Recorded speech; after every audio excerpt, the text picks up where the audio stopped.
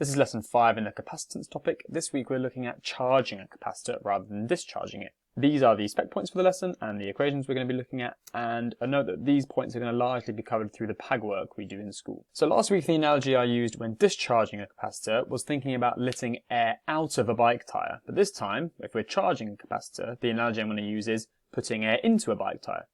So when you start pumping up a bike, it's really easy at the beginning. It's really easy to put the air in, but once you start putting more and more air in, the pressure in the bike tyre starts pushing back on you, and it gets harder and harder towards the end to keep on pumping up. So keep that analogy in mind as we go through this. So here I've got a circuit with a capacitor, a power supply, a resistor, and a switch. I can measure the voltage across the resistor with a voltmeter, and I can measure the voltage across the capacitor with another voltmeter. And I'll call the voltage across the capacitor VC, and I'll call the voltage across the resistor VR. The current in the circuit is I, and what happens when I close this switch, it's going to start charging the capacitor. The power supply is going to push electrons this way round the circuit from the negative end of the power supply over to this end of the capacitor, and it's going to gain a negative charge.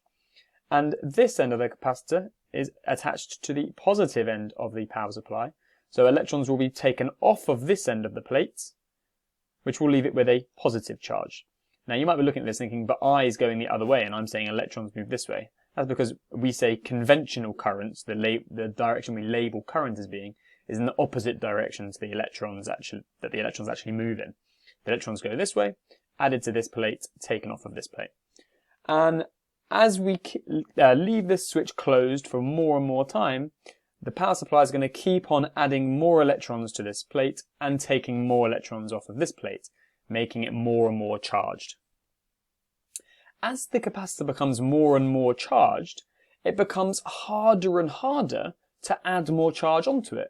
So to add another electron to this now is harder now than it was at the beginning. Why? Well, because this is negatively charged now. If another electron tries to come along and join that, then it's going to be repelled by this negative plate. It's going to be pushing it away. So it's harder to add more electrons to that now. It's harder to take more electrons off of this one, because this is positive. It wants to keep any electrons it's already got, because it's going to attract them. So as this becomes more charged, it becomes harder to add more charge, which means that the more charge this has, the lower the current becomes.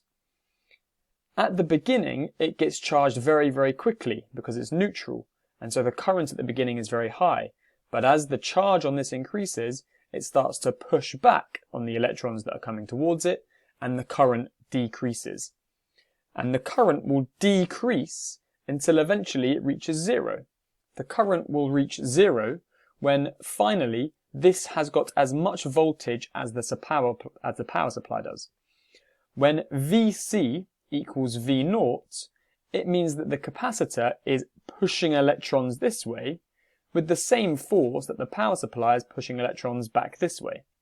So when VC is equal to V0, then there will be no more current in the circuit. So we said that the current starts very high and it decreases, the charge on the capacitor increases, and the voltage on the capacitor increases. So looking at that in a graph now, we get this. This is current against time.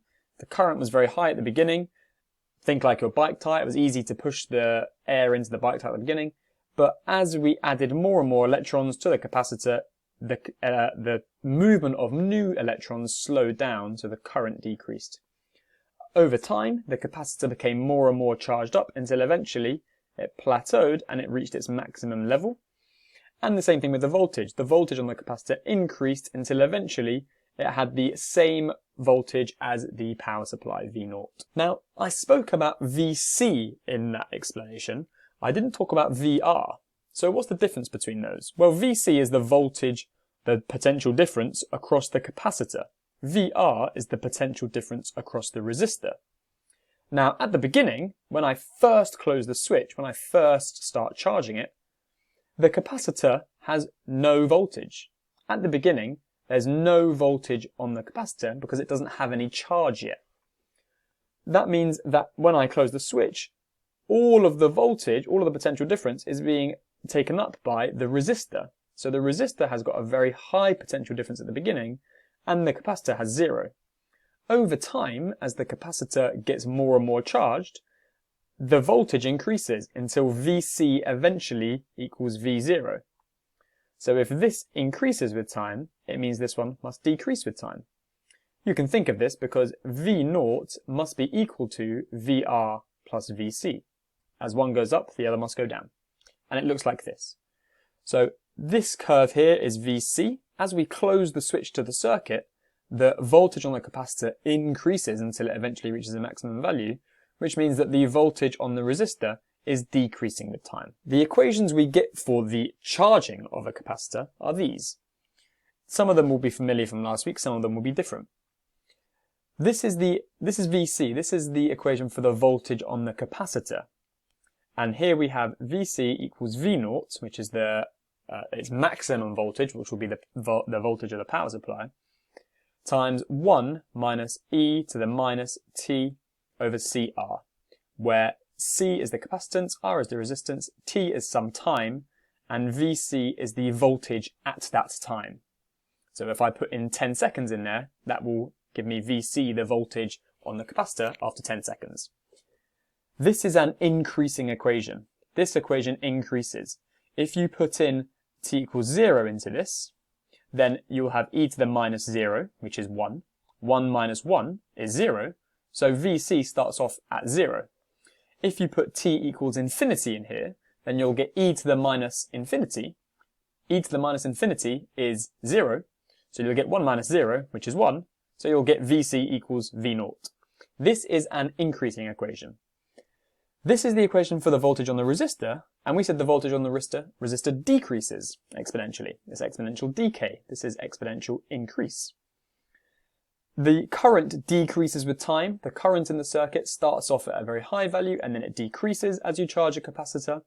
And the charge on the capacitor increased. At the beginning there was no charge on the capacitor, but at the end it had a maximum charge. You aren't given these equations in the book, you're given these equations.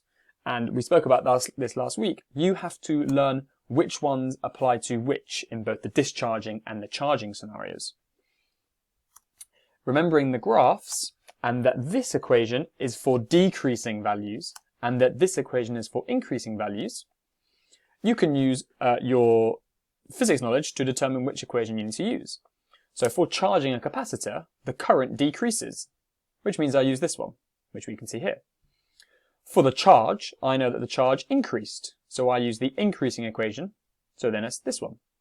For the voltage on the capacitor, well, the voltage on the capacitor increased, so I use this equation, and we can see that's that one there. But the voltage on the resistor, we know, decreased, so I use that equation, which is that one there. It will take some practice so that you get really accustomed to knowing which equation to use at any one time. So thinking back to our analogy, we had our bike being pumped up, our bike tyres being pumped up with air going in. That is very analogous to our capacitor being charged, and the graphs we would get. You can think about the current as being the movement of air, how quickly the air is moving into the bike tyre. You can think of the charge as the number of air particles in the bike tyre. We are increasing the number of air particles in the tyre as we pump it up. And you can think of the voltage as the pressure inside the bike tyre. And as we pump up the bike tyre, the pressure in the bike tyre increases. And those analogies work really, really well. They're pretty much an identical scenario to what happens with electrons when you're charging a capacitor.